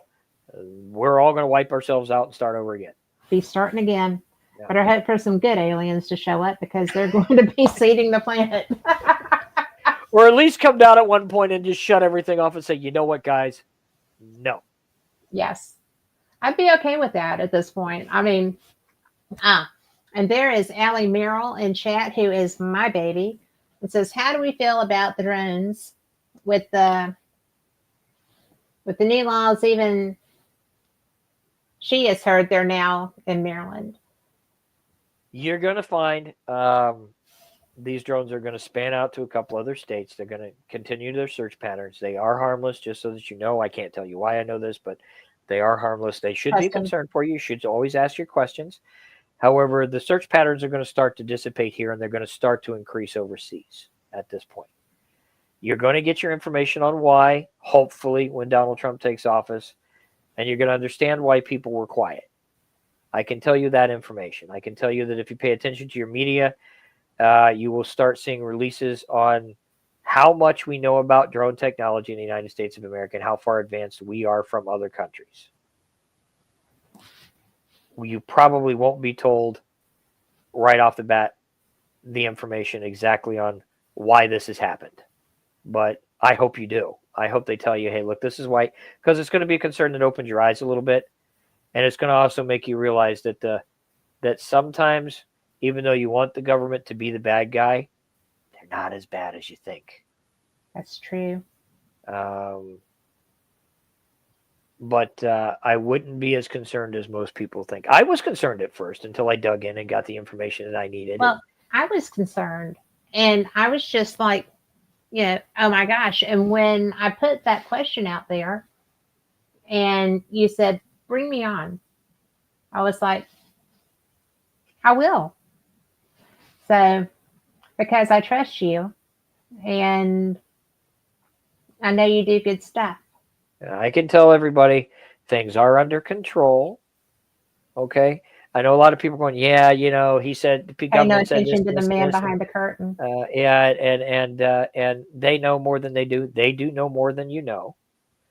And it's not quite what you think, but it is still a concern that they had to address for your safety. And they have addressed it, and they may very well have saved your life because of it. I'm good with that. And you should not be alarmed at all. It is not an invasion from another country. It is not something where you're going to see drones flying out of the sky and shooting at you and killing you. It is not an alien invasion. It is not a I was really political pulling for the invasion. aliens at this point. So It is something eventually, yes, that I think they should tell you, and it is a danger that was a big concern. And I believe that in that process, they did what they had to do. Unfortunately, when you're doing that, you should have probably thought about it a little bit more because it is going to scare the shit out of people. it did. All those poor people on the Jersey Shore. So I am just, I'm so appreciative of you. Thank you for being here. And tell people where to find you right quick because we're about out of time. Well, Born TV every Saturday, which is also on Darker Realm, I think, is it Dark Realm Dark TV? Realm TV. Dark Realm TV, which is also replayed on Dark Realm TV. I have my own talk show. You're welcome to join. I'm actually going to have an 800 number attached to it later on this year. You can call into the show if you want to. So make sure that you do that as well. On top of that, I have a couple of new projects that are coming out. The first project is it's called Reality and You. I'm probably going to change that name around a little bit, but it's a podcast that's going to go on that TV and it's going to go on Born TV. And basically it's about a 30-minute skit that kind of debunks a lot of this stuff, conspiracy theories and so forth. We're going to create an EMP bomb as an example. We're going to look into EMF with the paranormal. We're going to do a lot of other things so that you understand what we're told sometimes and what we believe in these conspiracies and the cost involved in actually doing them means, yeah, it doesn't exactly work that way. And pay attention to Discovery Channel because I've got 6 episodes coming up next year on Discovery and History Channel that you'll see my delightful little face pissing a lot of people off in the paranormal. You would never do that. What are you talking about? Thank you, Chris. I am just thrilled to have you on. And for everyone listening, y'all are the reason we do these shows. Make sure that you catch Chris's Paranormal and No BS is on right now. Paranormal Reality will be coming out. And then there's a couple other things we're going to be doing too. So check them out and find them on Facebook. Going to have social media. You might as well use it for the cool stuff. So thank you again, everyone. Good night. We'll see you same time, same cat channel next week. Good night and Merry Christmas.